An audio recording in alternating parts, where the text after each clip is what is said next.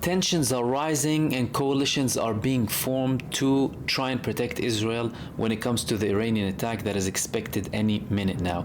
We had Antony Blinken speaking with the G7 leaders, trying to convince them to take a more proactive position when it comes to protecting Israel and potentially having boots on ground if necessary. However, he was not successful.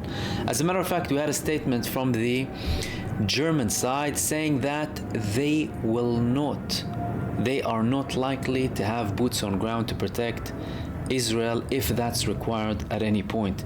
He's speaking with the Arab countries too, trying to convince Iran not to have a big retaliation or to tell them it's not in their interest to have that, instead of applying pressure on the genocidal state of Israel.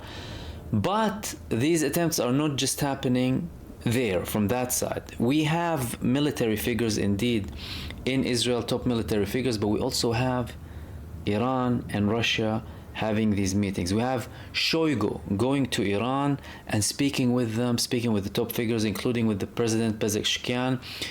And the meeting included very important details that indicated that we are likely to go somewhere beyond just a response or even a big response from the statements that we heard, particularly from the Iranian president. Now, before that meeting, we had Ilyushin airplanes going to Iran, several of them, and many people were speculating what was inside them. Were they radars? Were they missiles? Were they batteries, radar systems?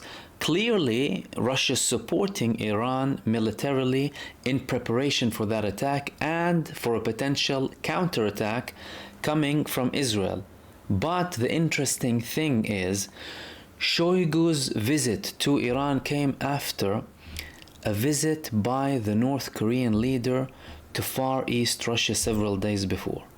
He could have potentially met him, but even if he himself didn't directly meet with him, he would have met with senior figures in Russia to speak about the potential escalation and talk about the coordination that is likely to happen.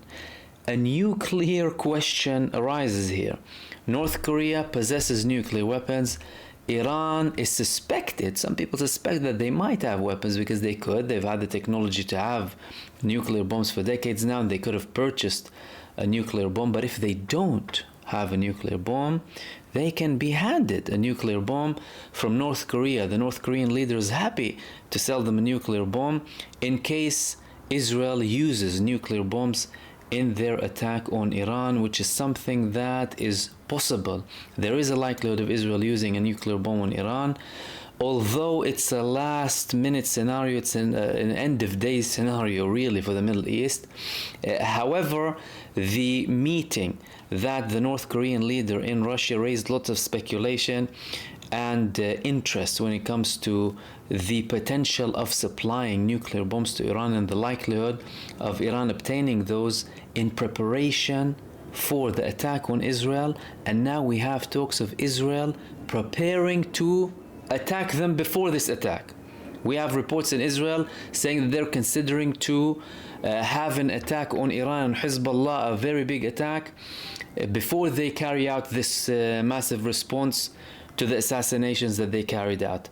But the fact of the matter is, Israel is in shock. It's living in a state of fear. They don't know what to anticipate exactly.